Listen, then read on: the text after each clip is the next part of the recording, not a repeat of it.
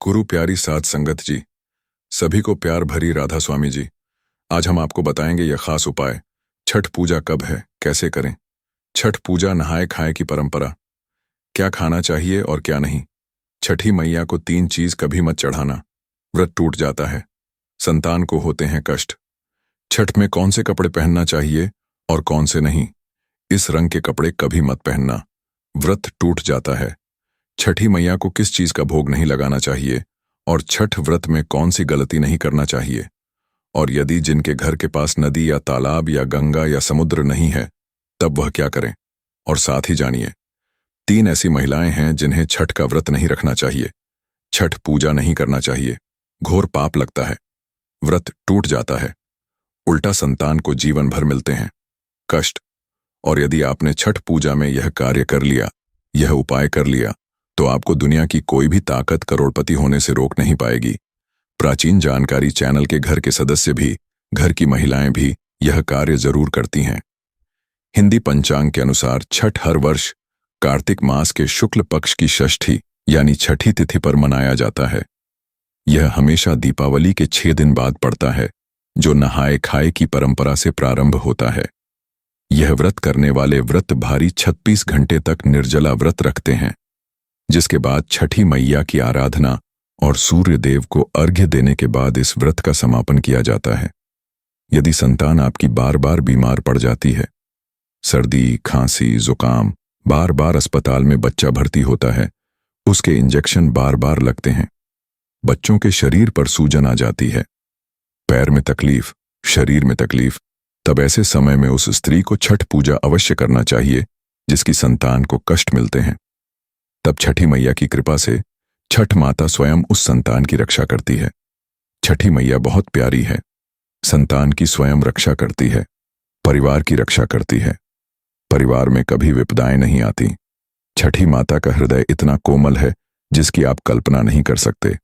खासकर संतान दीर्घायु होती है, परिवार खुशहाल होता है, जीवन भर इतना सुख घर में बरसता है जिसकी आप कल्पना भी नहीं कर पाएंगे। छठी माँ ब्रह्मांड की माँ है, संसार की माँ है, संतान की माँ है। जो सच्चे दिल से एक बार छठी मैया को प्रसन्न कर लेता है, समझो उसने 7 बार पृथ्वी की परिक्रमा कर ली, गंगा स्नान कर लिया, धार्मिक यात्रा कर ली, देवताओं की परिक्रमा करना माना जाता है। छठ पूजा 2025 शुभ मुहूर्त कार्तिक माह के शुक्ल पक्ष की षष्ठी तिथि 27 अक्टूबर 2025 को सुबह 6:04 पर से शुरू होगी और 28 अक्टूबर 2025 को सुबह 7:29 पर समाप्त होगी। दोस्तों, सबसे पहले हम यह जानते हैं कि ऐसी कौन सी महिलाएं हैं जिन्हें छठ पूजा नहीं करनी चाहिए। लगता है घोर पाप और व्रत टूट जाता है, छठी मैया क्रोधित हो जाती है। हम यह भी बताएंगे माता को क्या चढ़ाना चाहिए, क्या नहीं, खाने में क्या खाना चाहिए और क्या नहीं। हम इस वीडियो में बारी बारी जानकारी बताएंगे, तो वीडियो आज की बहुत ही सुंदर है, अंत तक बने रहे। सुंदर सी वीडियो को पहले लाइक करें और हमारे चैनल को सब्सक्राइब जरूर करें। सच्चे दिल से कमेंट में राधा स्वामी जी लिखें, जय हो छठी मैया की। छठी मैया स्वयं आपकी संतान की रक्षा करेंगे। आपके घर में छठी मैया खुद चलकर आएंगी, मां का होगा वास। दोस्तों, छठ पूजा का व्रत ऐसी महिलाएं गलती से भी ना रखें, अन्यथा आपकी संतान की मृत्यु हो सकती है, पति पर भारी संकट आ सकते हैं, उल्टा आप पाप के भागीदार बन सकते हैं। ऐसी महिलाएं छठ पूजा से रहें दूर। दोस्तों, कार्तिक मास की षष्ठी को छठ मनाई जाती है। छठे दिन पूजी जाने वाली षष्ठी को बिहार में आसान भाषा में छठी मैया कहकर पुकारना है। यह त्योहार अपितु महाराष्ट्र, झारखंड, उत्तर प्रदेश तथा पश्चिम बंगाल, यहां तक कि विदेशों में रहने वाली महिलाएं भी भली भांति इस पर्व को मानती हैं। मान्यता है कि छठ पूजा के दौरान पूजी जाने वाली यह माता सूर्य भगवान की बहन है, इसीलिए लोग सूर्य को अर्घ्य देकर छठ मैया को प्रसन्न करते हैं। वहीं धर्म शास्त्र और पुराणों में मां दुर्गा के छठे रूप कात्यायनी देवी को भी छठ माता का ही रूप माना जाता है। छठ मैया को संतान देने वाली माता के नाम से भी जाना जाता है। मान्यता है कि यह पर्व संतान के लिए मनाया जाता है, खासकर वह जोड़े जिन्हें संतान की प्राप्ति नहीं हुई है, तो वह छठ का व्रत रखते हैं। वही सभी अपने बच्चों की सुख शांति के लिए मनाते हैं।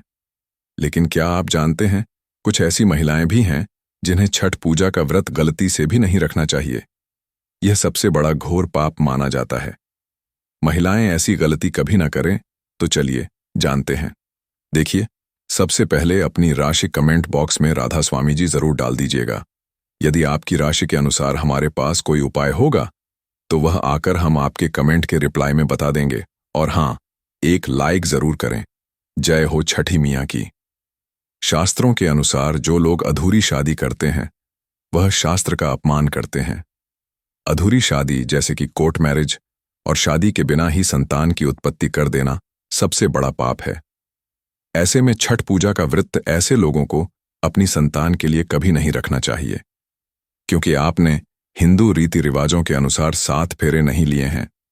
और वहीं बिन शादी के जब ऐसे लोग साथ में रहते हैं तो समाज में ऐसा रिश्ता कलंकित होता है। बहुत से लोग ऐसे हैं जो भागकर शादी करते हैं और परिवार को दुखी कर देते हैं।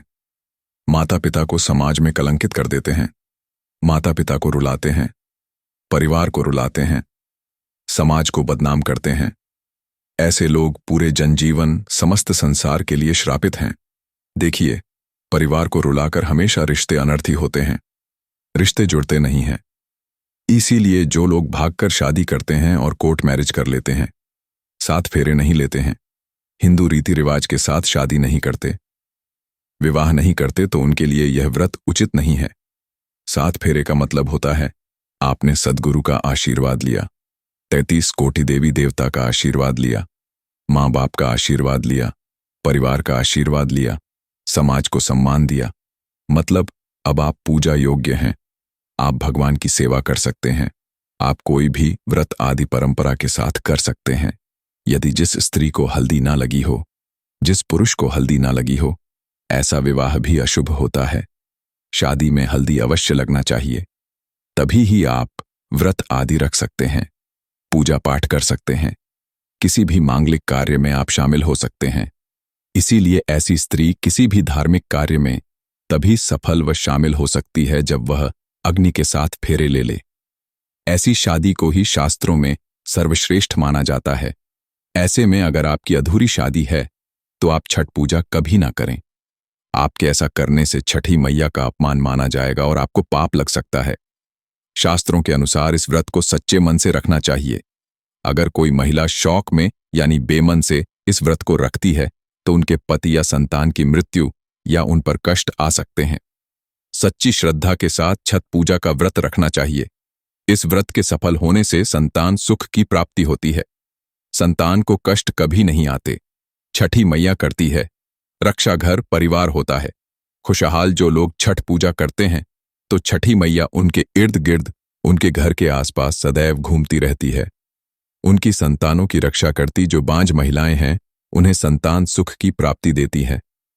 लेकिन सच्चे हृदय से ही माता को पुकारे। छठ पूजा करने से सैकड़ों युगों के फल की प्राप्ति होती है। परिवार में सुख समृद्धि धन की प्राप्ति होती है। छठी ही मैया की पूजा से सभी मनोकामनाएं होती हैं। पूरी वही कुमारी कन्याएं और पुरुष भी छठ पूजा कर सकते हैं। छठ पूजा का फल कई लाख गुना प्राप्त होता है। इससे व्यक्ति के सभी पाप खत्म हो जाते हैं और सुख समृद्धि की प्राप्ति होती है। छठ पूजा का व्रत पूरा करने से स्वयं छठी ही मैया आपके पूरे घर की रक्षा करती है। दोस्तों, अब यह भी जान लेते हैं कि छठ मैया को ऐसी कौन सी 3 चीजें हैं जो नहीं चढ़ानी चाहिए, भयंकर पाप लगता है। नंबर 1, सूर्य भगवान को अर्घ देने के लिए तांबे का लोटा ही प्रयोग करें, लेकिन भूलकर भी चांदी, स्टील, शीशा और प्लास्टिक के बर्तन से अर्घ नहीं देना चाहिए। इससे व्रत टूट सकता है। दोस्तों, नंबर 2, व्रत के दौरान घर में कभी भी मांसाहार ना बनाएं और ना ही परिवार में किसी को खाने दें। जो लोग इस दिन लहसुन प्याज का खाना बनाते हैं और खाते हैं तो उन्हें छठी मैया उल्टा बर्बाद कर देती है, श्राप दे देती है। इस दिन छठी मैया को भोग लगता है। तो घर में यदि आपके परिवार में किसी ने व्रत रखा है तो आप भी लहसुन प्याज का इस्तेमाल ना करें। आप किसी और दिन को खा सकते हैं, लेकिन मांस, मदिरा, लहसुन, प्याज आदि ना खाएं। मान लीजिए छठ व्रत आपकी बहन ने रखा है और आप दूर भी रहते हैं, तब भी आप लहसुन प्याज ना खाएं, नहीं तो उनका व्रत टूट सकता है। साथ ही साथ व्रत के दौरान घर में मदिरा आदि और धूम्रपान भी नहीं करना चाहिए। नंबर 3, छठी माया का प्रसाद बहुत ही शुद्धता के साथ बनाया जाता है। उनका प्रसाद हमेशा ऐसे चूल्हे पर बनाएं जिसे ताजी लिपा गया है। यदि गैस पर बना रहे हो तो गैस स्टोव को अच्छी तरह से धो लें। पहले से बने चूल्हे पर कभी प्रसाद ना बनाएं, इसके लिए नया चूल्हा ही बनाएं। दोस्तों, नंबर 4, सूर्य को अर्घ्य देने से पहले कभी भी भोजन ग्रहण ना करें, घोर पाप लगेगा। व्रतधारी लोगों को पहले और दूसरे दिन सूर्य को जल देने के बाद ही भोजन करना चाहिए। व्रत के दौरान भोजन के प्रति मन में लालसा न रखें, व्रत टूटता है। नंबर 5, छठी मैया से मांगी मन्नत अगर पूरी हो जाए तो आपको अपनी मन्नत का पूरा होने की विशेष पूजा जरूर करनी चाहिए, अन्यथा मैया के प्रकोप का सामना करना पड़ सकता है। नंबर 6 का व्रत करने वालों को जमीन पर 4 दिन तक सोना चाहिए। छठ पूजा वाले कमरे में ही अपना आसन लगाना चाहिए। ऐसे में आपको छठ मैया का ध्यान करते रहना चाहिए। इससे मां आपके व्रत को संपूर्ण करती है और कोई भी विघ्न बाधा नहीं आती है। नंबर 7, जिस जगह पर प्रसाद बन रहा हो वहां साधारण भोजन भी नहीं बनाना चाहिए, साथ ही साथ उस स्थान पर खाना भी वर्जित है। दोस्तों, नंबर 8, प्रसाद बनाते हुए नमक का हाथ भी किसी पूजा की वस्तु या प्रसाद से नहीं छूना चाहिए। दोस्तों, नंबर 9, पूजा के दौरान अपनी वाणी को बुरी बातों से थोड़ा दूर रखें। जुबान पर गंदे विचार भी नहीं लाना चाहिए। छठी मैया का आशीर्वाद पाने के लिए मन में गंदे विचार नहीं लाने चाहिए। नंबर 10, घर में पूजा के दौरान झूठे बर्तन और गंदे कपड़ों का ढेर बिल्कुल नहीं होना चाहिए। इससे छठी मैया क्रोधित हो जाती है और व्रत टूट जाता है। छठी मैया को साफ सफाई बहुत पसंद है। व्रत के दौरान अपने घर को साफ सुथरा रखें और गंगा जल से छिड़काव अवश्य कर लें। इससे पूरा घर पवित्र हो जाता है और छठी मैया का आशीर्वाद प्राप्त हो जाता है। शेष, आज हम आपको छठी मैया की कृपा पाने के लिए एक ऐसा उपाय बताएंगे जिससे आप सबसे जल्दी करोड़पति हो जाएंगे।